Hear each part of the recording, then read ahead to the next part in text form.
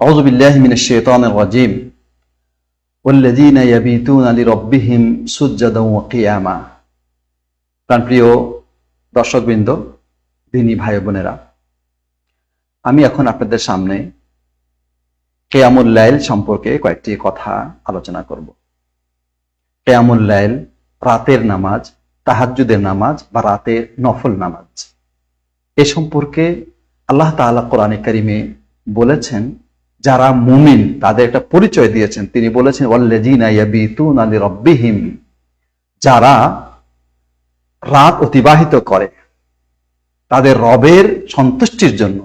কিভাবে? সুজদান ওয়া কিয়ামা, দাঁড়িয়ে সালাত আদায় করে এবং সালাতে তারা আল্লাহর কাছে আল্লাহর উদ্দেশ্যে সাজদা করে। পৃথিবীতে ফরজ সালাতের পরে যত রকমের নফল সালাত রয়েছে তার মধ্যে সর্বশ্রেষ্ঠ হচ্ছে রাতের নামাজ, যে সম্পর্কে আল্লাহ নবী সাল্লাল্লাহু আলাইহি ওয়াসাল্লাম বলেছেন, আফদালুস সালাতি বাদাল ফরিদা সালাতুল লাইল। ফরজ সালাতের পরে সবচাইতে উত্তম সালাত হচ্ছে রাতের সালাত। এই সালাতের মাধ্যমে একজন মানুষ দুনিয়া এবং আখিরাতে সম্মান লাভ করে, জান্নাত লাভ করে। আল্লাহ নবী সাল্লাল্লাহু আলাইহি ওয়াসাল্লাম বলেছেন, ওয়া আলাম আন্না শারাফাল মুমিন কিয়ামুহু বিল্লাইল।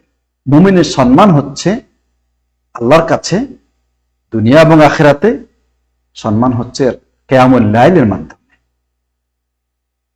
সে সম্মানটা কি? সে সম্মান হচ্ছে জান্নাত লাভ।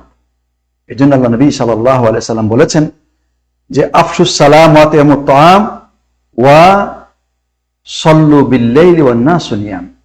তোমরা সালামের প্রচার করো, মানুষকে খাদ্য দান করো, আর রাতে যখন লোকেরা ঘুমিয়ে থাকে তখন তোমরা রবের উদ্দেশ্যে সালাত আদায় করো। তাহলে তোমাদের রবের জান্নাতে প্রশান্তির সাথে নিষ্কণ্টকে নিরাপদে প্রবেশ করতে পারবে। আল্লাহ সুবহানাহু ওয়া তাআলা তাদের ব্যাপারে বলেছেন যে যারা এভাবে রাত জেগে সালাত আদায় করে, ফালা তাআলাউ নাফসুম মা উখফিয়া লাহুম মিন কুররাতি আয়ুন।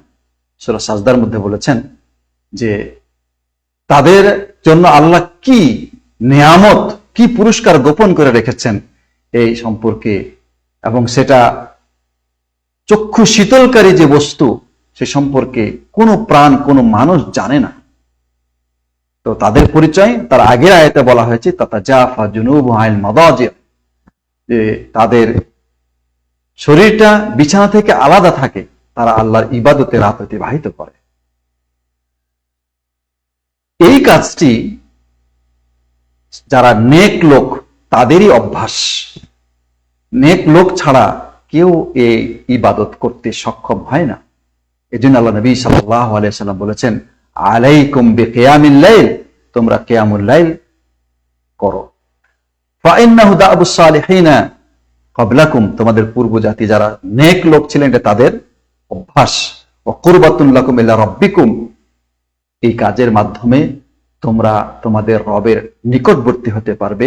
ওয়া মুকাফফিরাতুন লিস-সাইয়্যাত, এর মাধ্যমে তোমাদের গুনাহগুলো ক্ষমা করে দেওয়া হবে। ওয়া মানহাতুন আল ইসম, এবং পাপাচারে লিপ্ত হওয়া থেকে তোমাকে বিরত রাখবে। ইমাম তিরমিজি হাদিসটি বর্ণনা করেছেন। সুতরাং কিয়ামুল লাইল একটি গুরুত্বপূর্ণ ইবাদত। এই ইবাদতের মাধ্যমে মানুষ আল্লাহর নিকটবর্তী হতে পারে। যখন সে আল্লাহর নিকটবর্তী হয় তখন আল্লাহর কাছে সে যা চাইবে তাই তাকে আল্লাহ দান করবেন।